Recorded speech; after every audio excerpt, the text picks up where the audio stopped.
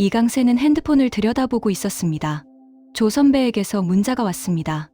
강세는 문자를 열었습니다. 문자 내용은 충격적이었습니다. 진솔과 강마리는 형제 관계가 성립하지 않습니다. 급하다고 해서 속성으로 봐줬습니다. 강세는 문자를 읽고 얼어붙었습니다. 예상했던 결과였지만 막상 확인하니 충격이 컸습니다.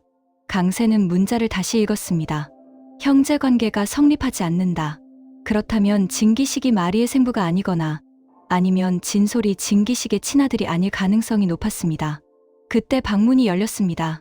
강마리가 들어왔습니다. 마리와 강세의 눈이 마주쳤습니다. 강세는 당황했습니다. 핸드폰을 재빨리 내렸지만 마리는 강세의 표정에서 뭔가 이상한 것을 느꼈습니다. 마리는 강세에게 물었습니다. 무슨 일이냐고, 왜 그런 표정을 짓고 있냐고 질문했습니다. 강세는 마리에게 대답하지 못했습니다. 이 사실을 지금 말해야 할까요? 아니면 더 확실한 증거를 찾은 후에 말해야 할까요? 마리는 강세의 침묵을 보고 불안해졌습니다. 분명 무슨 일이 있는 것 같았습니다. 진기식은 병원 연구실에서 노트북을 들여다보고 있었습니다. 기식은 28년 전 불법 유전자 채취 사건 자료를 검토하고 있었습니다.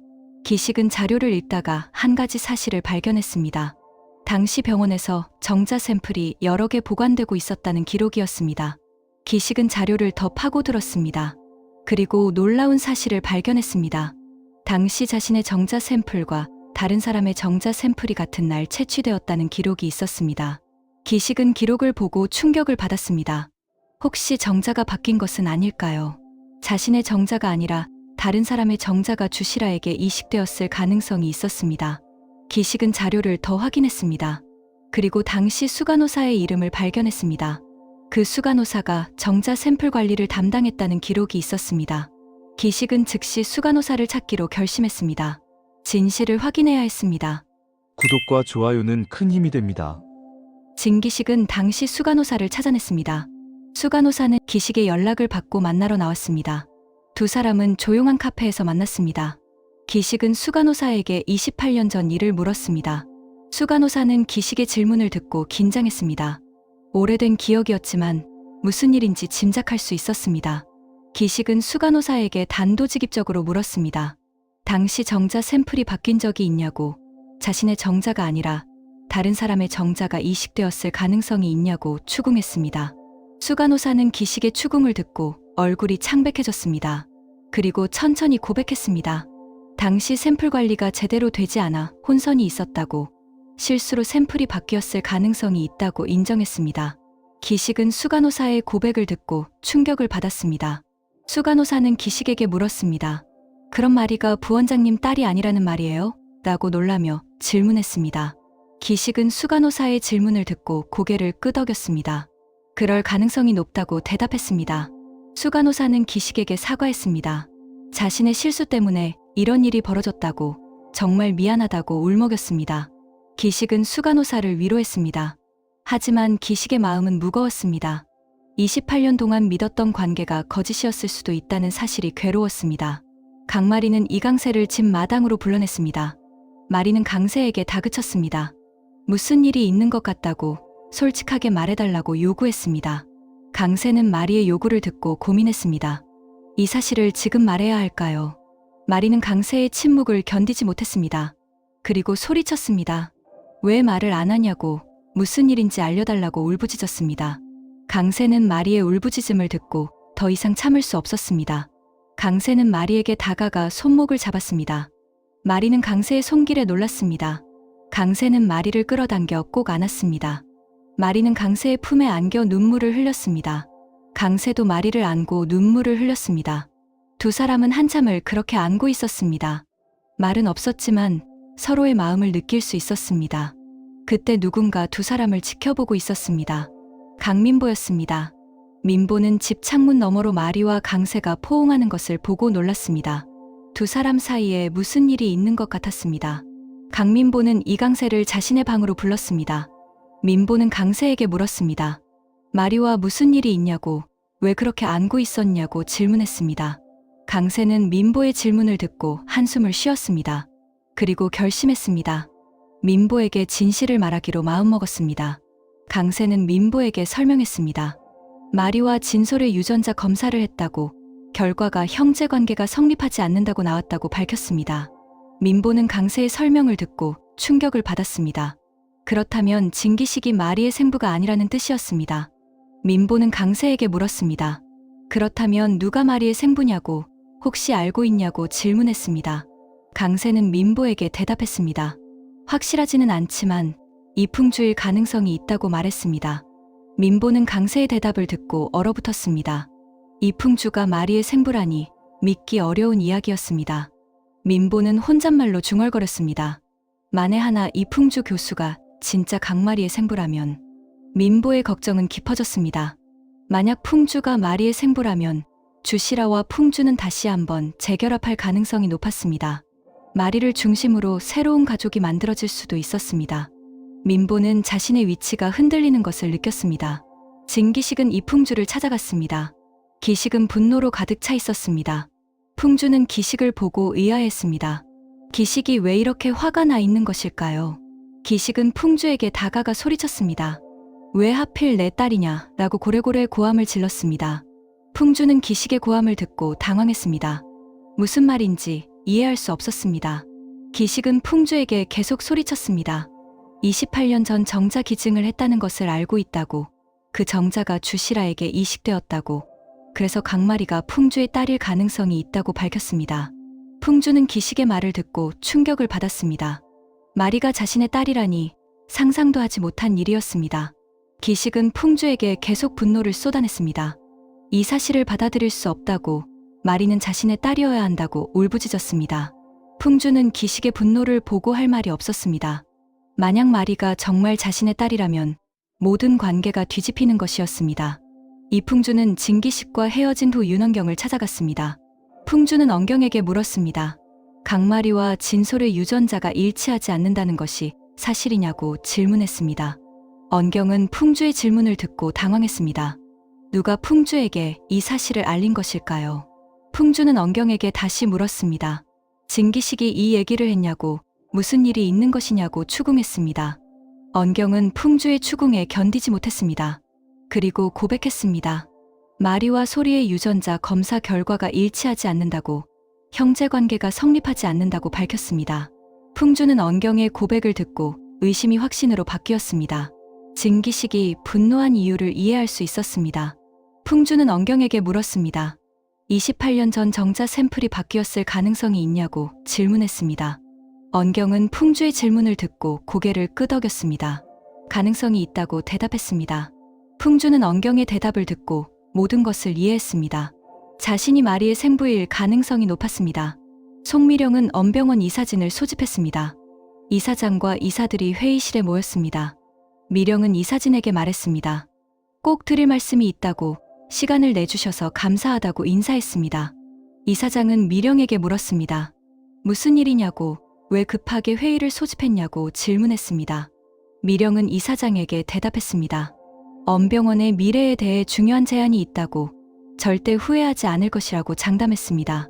미령은 이사진에게 설명했습니다. 뉴욕병원과의 계약을 빨리 진행해야 한다고, 이 계약이 언병원을 세계적인 병원으로 만들 것이라고 주장했습니다. 미령은 계속 말을 이었습니다. 뉴욕병원에 최신 기술을 도입하면 진솔 같은 환자들을 살릴 수 있다고, 골수 이식 기술도 크게 발전할 것이라고 강조했습니다. 이사장은 미령의 제안을 듣고 고민했습니다. 뉴욕병원과의 계약은 매력적이었습니다. 하지만 너무 급하게 진행하는 것은 아닌지 의심스러웠습니다. 미령은 이사장의 고민을 눈치채고 압박했습니다.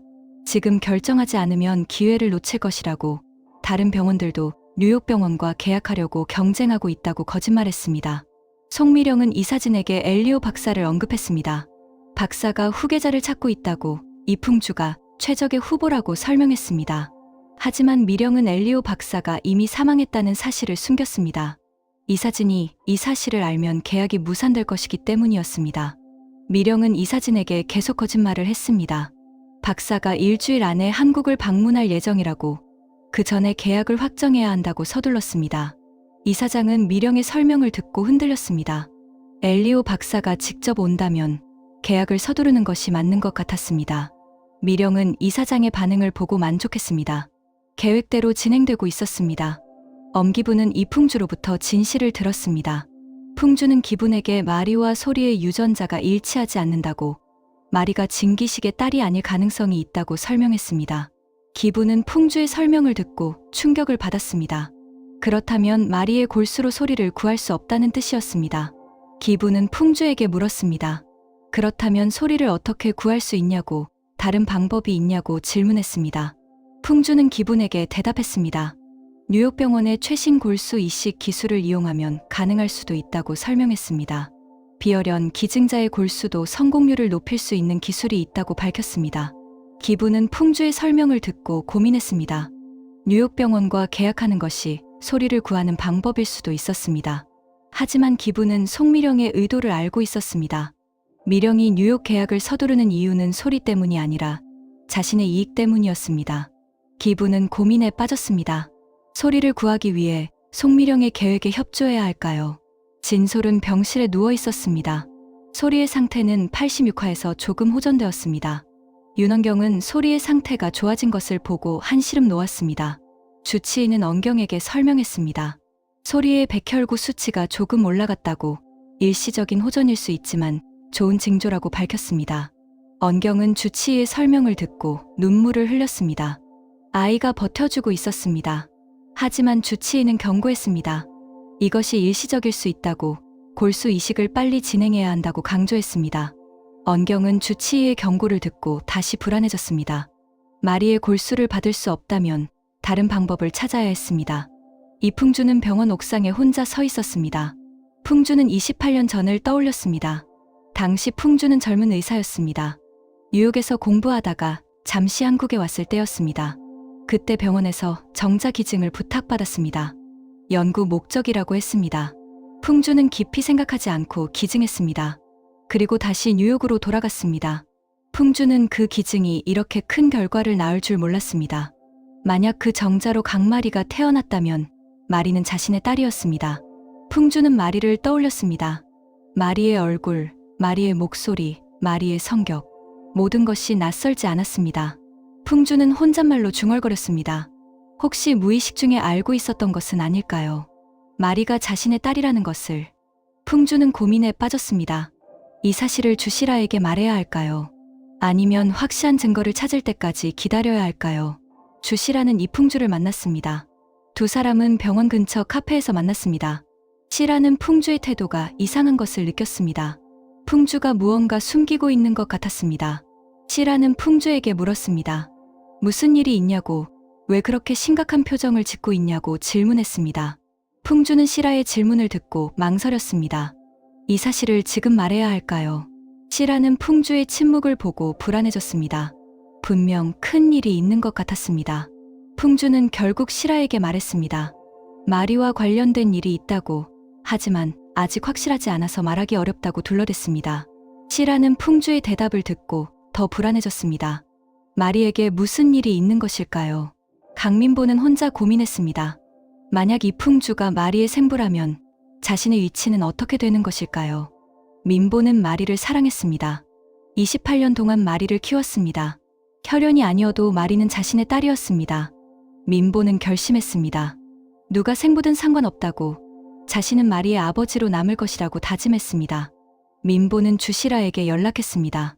시라는 민보의 연락을 받고 만나러 왔습니다. 민보는 시라에게 말했습니다. 자신은 마리를 지킬 것이라고, 무슨 일이 있어도 마리 곁을 떠나지 않을 것이라고 선언했습니다.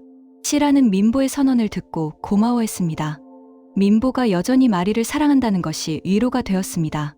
이강세는 더 이상 마리에게 진실을 숨길 수 없다고 결심했습니다. 강세는 마리를 불러냈습니다. 두 사람은 공원에서 만났습니다. 강세는 마리에게 천천히 설명했습니다. 강세는 마리에게 말했습니다. 진솔과 마리의 유전자 검사를 했다고, 결과가 형제 관계가 성립하지 않는다고 밝혔습니다. 마리는 강세의 설명을 듣고 충격을 받았습니다. 그렇다면 진기식이 자신의 생부가 아니라는 뜻이었습니다. 강세는 마리에게 계속 설명했습니다. 28년 전 정자 샘플이 바뀌었을 가능성이 있다고, 이풍주의 정자로 마리가 태어났을 가능성이 있다고 말했습니다. 마리는 강세의 설명을 듣고 눈물을 흘렸습니다. 이풍주가 자신의 생부라니 믿기 어려운 이야기였습니다. 마리는 강세에게 물었습니다. 확실한 것이냐고, 정말 이풍주가 자신의 아버지냐고 질문했습니다. 강세는 마리에게 대답했습니다. 아직 확실하지 않다고, 하지만 가능성이 높다고 말했습니다. 마리는 강세의 대답을 듣고 혼란스러워했습니다. 그때 마리의 핸드폰이 울렸습니다. 엄마 주시라로부터 온 전화였습니다. 마리는 전화를 받았습니다. 시라는 급한 목소리로 말했습니다. 지금 당장 집으로 오라고, 중요한 이야기가 있다고 밝혔습니다. 마리는 전화를 끊고 강세를 바라보았습니다. 강세는 마리에게 말했습니다. 가보라고, 엄마가 기다리고 있다고 조언했습니다. 마리는 고개를 끄덕이고 집으로 향했습니다. 마리가 집에 도착하자 거실에는 주시라, 강민보, 그리고 이풍주가 앉아 있었습니다. 세 사람은 마리를 바라보았습니다. 시라는 마리에게 말했습니다. 앉으라고, 중요한 이야기를 해야 한다고 밝혔습니다. 마리는 세 사람의 표정을 보고 불안해졌습니다. 무슨 일이 벌어지는 것일까요? 풍주는 마리를 똑바로 바라보았습니다. 그리고 천천히 입을 열었습니다. 풍주는 마리에게 말했습니다. 마리야, 내가 내 생부일 수도 있다. 거실에 침묵이 흘렀습니다. 마리는 풍주의 말을 듣고 얼어붙었습니다. 다음 회 예고, 이풍주가 강마리의 생부로 확정? 주시라와 풍주, 그리고 마리의 운명은? 진기식의 분노는 어디로? 송미령의 뉴욕 계약은 성사될 것인가? 88화에서 계속됩니다. 구독과 좋아요는 큰 힘이 됩니다. 오늘도 행복하세요.